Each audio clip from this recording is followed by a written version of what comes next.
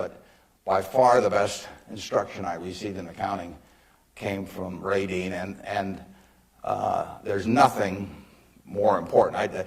People ask me what they should take in business school, or even if they don't go to business school, what they need to know before getting in business, and I tell them, you have to understand accounting. It's the language. I mean, it's like being in a foreign country without knowing the language if you're in business and you don't understand accounting. So you want to get as comfortable with that as you are with the English language. It's made me a lot of money because I listened to what Ray Dean had to say 53 or 4 years ago, and have been able to understand what I was seeing on pieces of paper, what that told me about businesses, and the limitations of what it told me about businesses. But that's the way we invest. Yesterday I was in Knoxville, Tennessee, and we bought a company. We agreed to buy a company called Clayton Homes about a week ago. It's a big company in the manufactured home business. We agreed to pay $1.7 billion for it. I made that deal over the phone without ever meeting the people there, but I had seen enough through reading 10Ks, 10Qs, annual reports, but looking at figures, what they tell me in terms of the kind of people even running the place, the kind of accounting decisions they make and so on.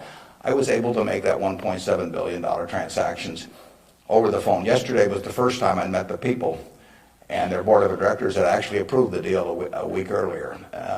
So it's, I couldn't have done that if I hadn't have, had a great time at Ray Dean's class 53 years ago. So if I'm going to tout one thing, aside from this particular leadership class, of course, if I'm going to tout one thing, I would tell you that get comfortable with it.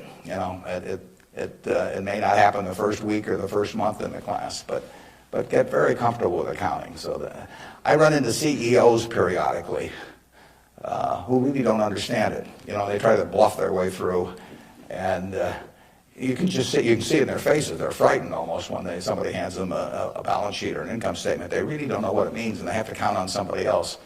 And that's something you shouldn't count on. We make all our acquisition decisions ourselves. I mean, we don't call in consultants or anybody. We don't call in investment bankers, much to their disgust. No investment banking fees in the Clayton Homes deal, because it's my responsibility running Berkshire to understand enough about our acquisition decisions to make them based on the numbers that I see and what I see there.